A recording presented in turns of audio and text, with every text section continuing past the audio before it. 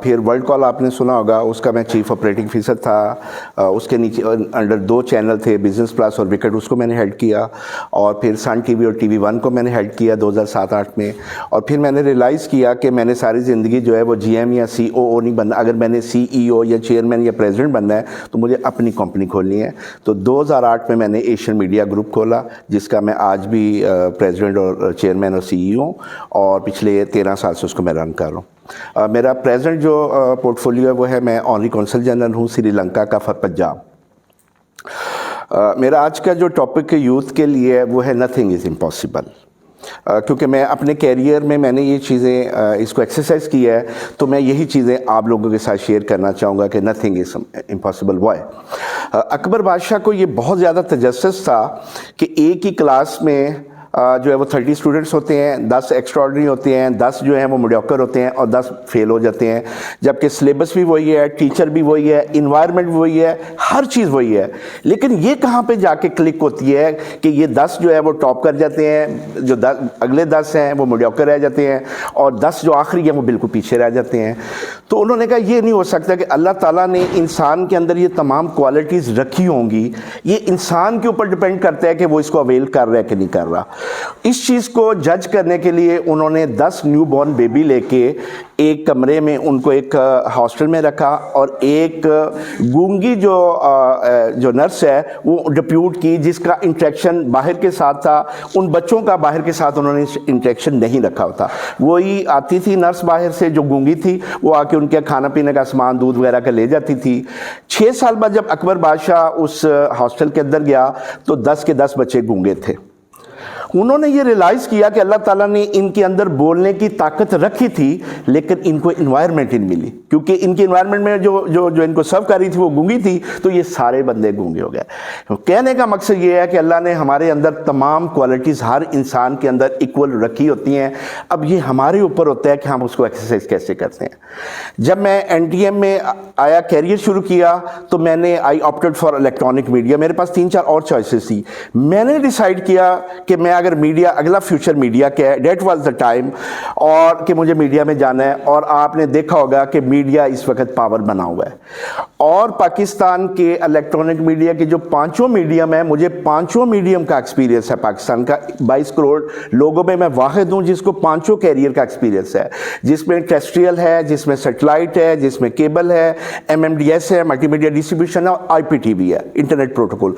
5 में मैंने GM और CEOशिप के ऊपर पाकिस्तान को सर्व किया है।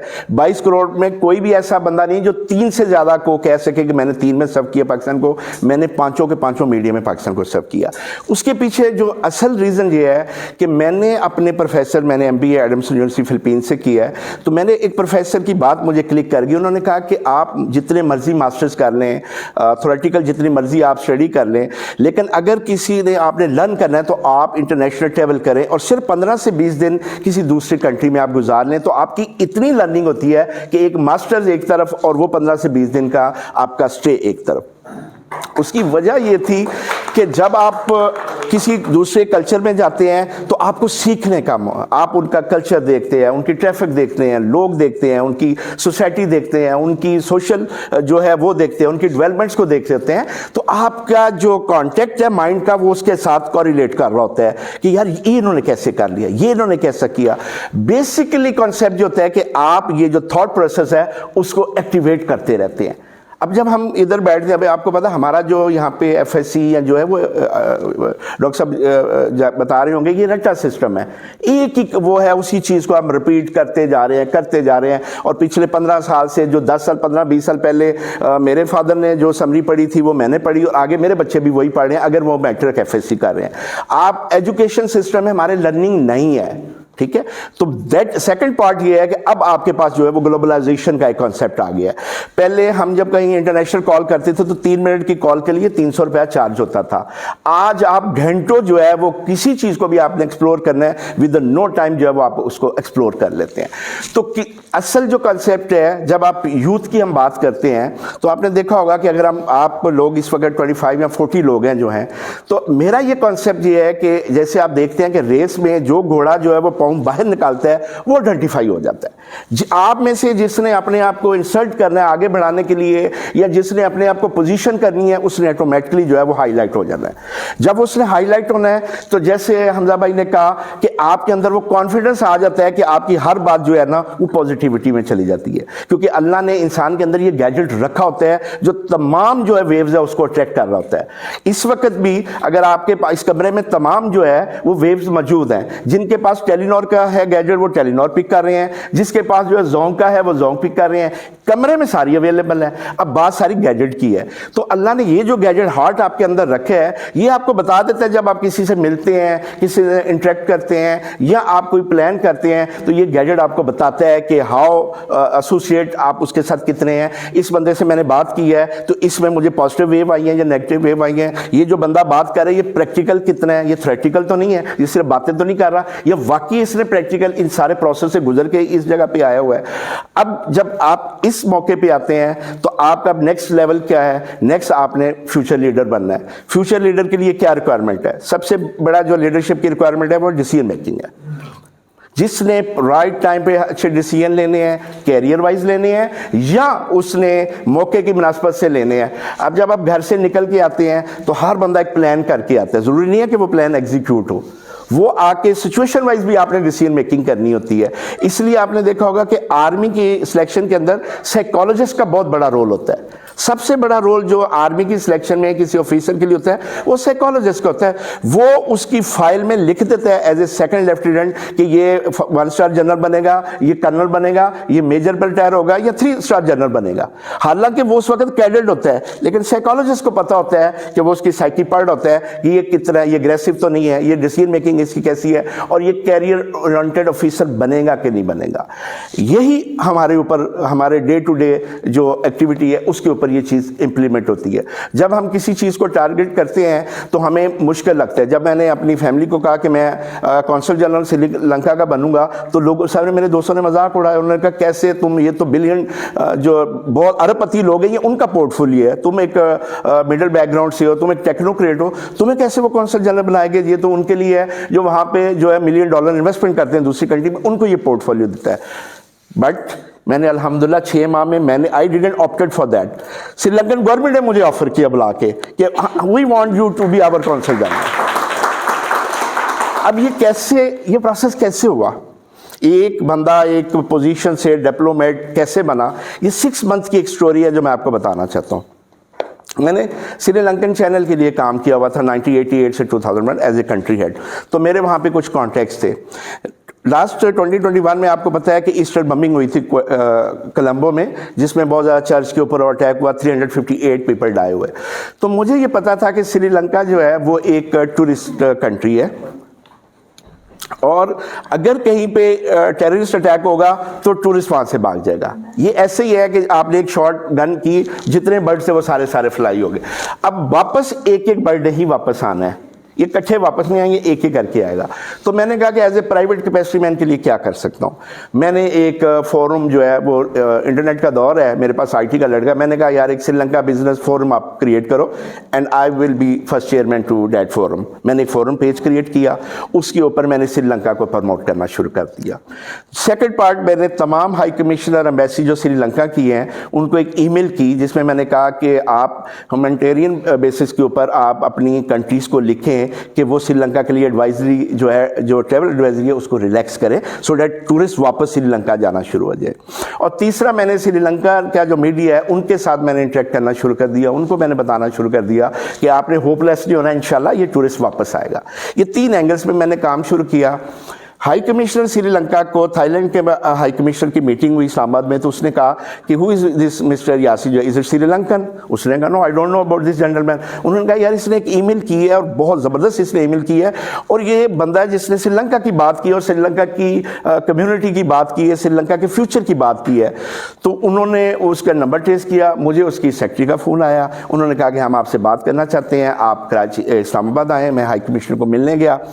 उस मीटिंग का जो मुझे टाइम दिया गया वो डेट वाज 25 मिनट से कि 11 से 11:25 का टाइम था, लेकिन मैं यहाँ से आपकी तरह एक प्लान करके गया हुआ था। मैंने पूरी वर्किंग की हुई थी। मैंने जब डिस्कशन शुरू की तो वो 4 घंटे वो मीटिंग, वो मुझे उन्होंने लंच भी सर्व करवाया, उन्होंने सैलोन टी भी पिलाई, और 4 बजे हाई कमिश्नर खुद मुझे छोड़ने नीचे आया। आप इससे अंदाज़ा लगाएं कि पहली मुलाकात में मैं क्या चीज़ें उसको प्रेजेंट की होंगी कि वो इतना इंस्पायर्ड हुआ। उसने अपनी पूरी टीम को बुलाया और उसने मुझे कहा कि हम चाहते हैं कि आपसे साथ काम करें। अब मेरे बैक एंड मोटिव तो था कि मैंने करना है, लेकिन मैंने उसको स्ट्रेट रिफ्यूज़ किया।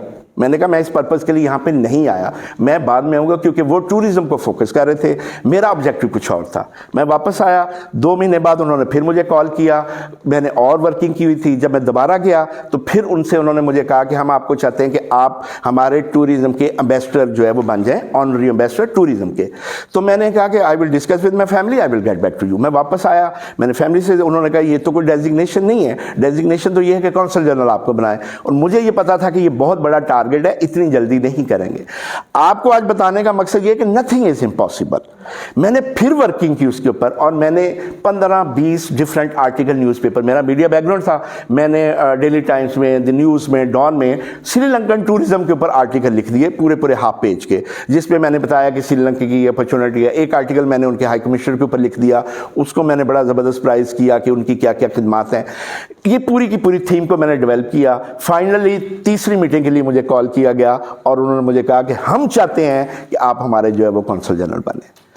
तो ये 6 मंथ के अंदर स्टार्टिंग फ्रॉम जीरो, और आपने अपना टारगेट अचीव कर लिया। अब वो टारगेट यहाँ पे रुका नहीं है। जब आप एक मंजिल पे आ जाते हैं, then you plan for the next one, और नेक्स्ट वाली भी वर्किंग जो है वो मैंने शुरू कर दी। अभी मुझे 6 महीने हुए एज ए कौंसल जनरल।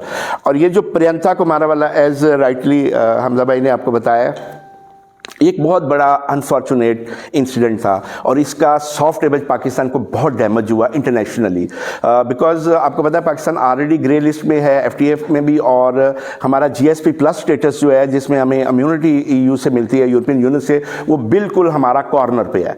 अब इन दोनों इशूज़ के बाद हमारा जो एनिमी नंबर 1 है इंडिया, उसने इस चीज़ को बहुत ज़्यादा हाईलाइट किया मीडिया में कि पाकिस्तान वाले ये ब्रूटल हैं, और ये तो इंसान ही नहीं है, ये तो एनिमल्स हैं, इस तरह। उसकी रीज़न ये थी कि उसकी कॉज भी हम खुद बने कि हमने उस dead body, burning dead body के साथ अपनी सेल्फीज बनाई और हमने सोशल मीडिया पे चढ़ाई। आप, हमारा दीन का तो इससे कोई तल्लक नहीं है। अल्लाह के नबी ने तो फरमाया कि, अल्लाह ताला ने फरमाया कि आपने किसी जानवर के भी हाथ पाँव नहीं काटने, ये तो फिर एक इंसान था, और ये वो इंसान था जिसने 9 साल पाकिस्तान को सर्व किया था। वो फैक्ट्री जिसमें 200 एम्प्लॉय थे, उसको 800 पे लेके गया।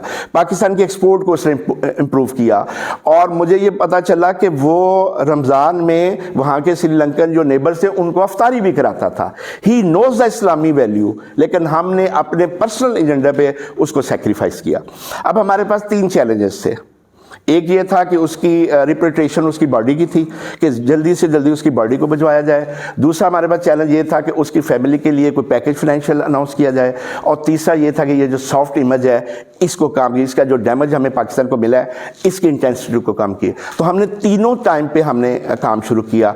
हमने dead body, it's in the history of any internationally maximum minimum 5 दिन लगते हैं किसी भी डेड बॉडी को दूसरी कंट्री में भिजवाना हुआ, इवन वो हाईएस्ट लेवल पे हो। ये तो एक ऑर्डिनरी श्रीलंका था, अगर कोई डिप्लोमेट की भी डेथ हो तो 5 दिन का प्रोसेस है। ये मैं आपको शेयर कर रहा हूँ, ये एक SOP के मुताबिक है। हमने उसको 48 आवर्स के अंदर हमने लाहौर से उसको मैंने डिस्पैच कराया। फ्रॉम सियालकोट सिविल हॉस्पिटल से लाहौर लेके आए, उसका सारी प्रिपरेशन, उसकी डॉक्यूमेंटेशन, और उसका जो सेंडर के लिए भी as a honorary consul general मैंने उसके डॉक्यूमेंट सारे तैयार करे, बिकॉज ये बड़ा ज़रूरी था। पाकिस्तानी स्टेट के ऊपर बहुत बड़ा प्रेशर आ रहा था, क्योंकि इंटरनेशनल मीडिया उसको बहुत ज़्यादा हाईलाइट कर रहा था, और नेगेटिविटी जो है वो पाकिस्तान की आ रही थी। तो उस चीज़ को हमने सॉल्व किया। और तीसरा ये कि उसके फाइनेंशियल फैमिली के लिए पैकेज, आपको पता है, एक बहुत बड़ा हमने अनाउंस कराया। और उसके अलावा श्रीलंकन मीडिया के ऊपर रेगुलर जितनी फीडिंग है वो मेरी तरफ से जा रही है। उस पर नीलम आपा, थैंक यू, इन्होंने पंजाब असम्बली से रेजोल्यूशन अप्रूव कराई। थैंक यू टू अली, इन्होंने फ़ौरन एक मैसेज जो है, सॉफ्ट मैसेज जो है वो रिकॉर्ड किया, जिसमें अपने हमारे NSWB के प्लेटफॉर्म पे, और एक कंडोलेंस का मैसेज दिया जो मैंने फ़ौरन हाई कमिश्नर को भेजा, श्रीलंका भेजा। तो हमने उसकी इंटेंसिटी को भी कम किया। तो मेरा आज का जो टॉपिक है वो इसी चीज़ पे ही है कि नथिंग इज इम्पॉसिबल।